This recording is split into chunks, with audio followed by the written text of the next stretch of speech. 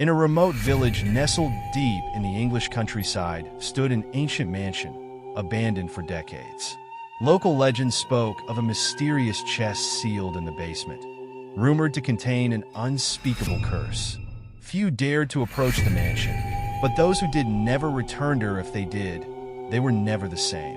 One stormy evening, for friends Emma, Liam, Sophie, and Max dared each other to enter the mansion.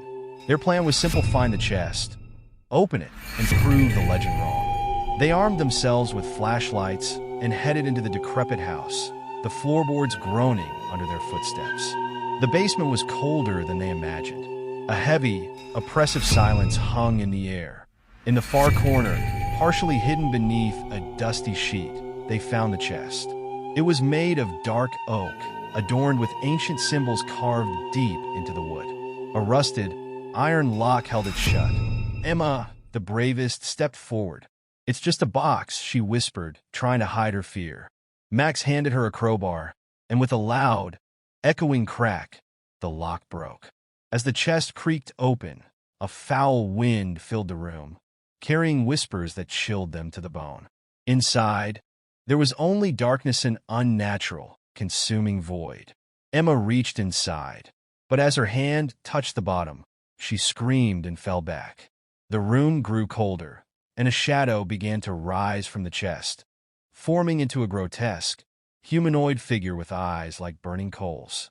"You shouldn't have opened it," the voice echoed, deep and otherworldly.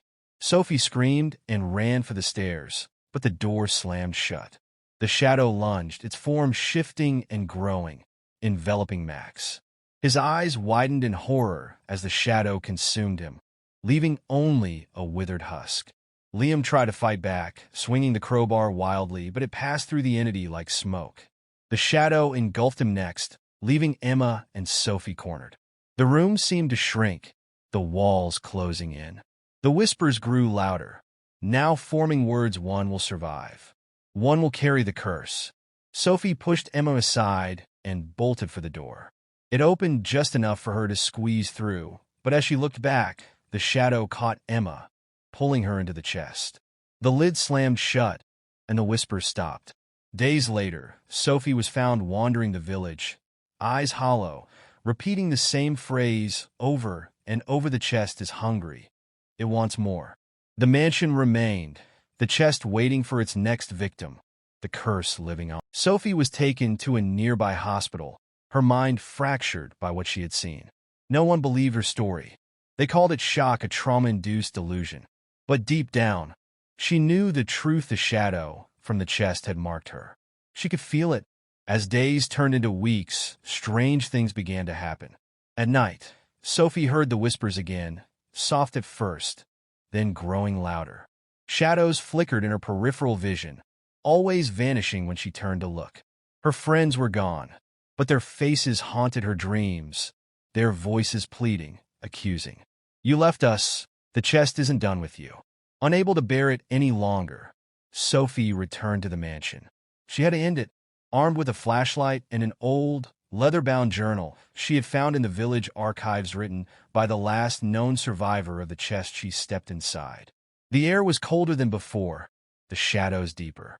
She descended to the basement, each step echoing.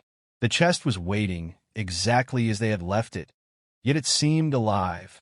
The wood pulsed, the carvings glowed faintly. The journal spoke of a ritual, an ancient incantation to seal the chest forever. But it required a sacrifice. Sophie's hands shook as she read the words aloud, the language foreign and guttural. The shadows writhed, the temperature dropping further with each word. Suddenly, the chest burst open. The shadow entity erupted, its form larger, more terrifying than before. It lunged at Sophie, but she didn't run. She held her ground, continuing the incantation, her voice growing stronger, defiant. The entity roared, the sound shaking the walls, but it began to weaken, its form flickering. Sophie's eyes widened with realization the ritual was working. The shadows around the room gathered, pulled back toward the chest, the entity struggling, fighting. Then, the whispers changed. They became a single voice: "Emis. Sophie, don't let it win. Tears streamed down Sophie's face as she finished the final words. The shadow gave a final, ear-splitting scream before being sucked back into the chest. The lid slammed shut, the carvings glowing bright, then fading. The room fell silent. Sophie collapsed, exhausted, her body shaking. She had done it. The chest was sealed. Months later, the mansion was torn down. But the chest disappeared. No one knew where it had gone or who had taken it. And somewhere, in a forgotten corner of the world, the whispers began.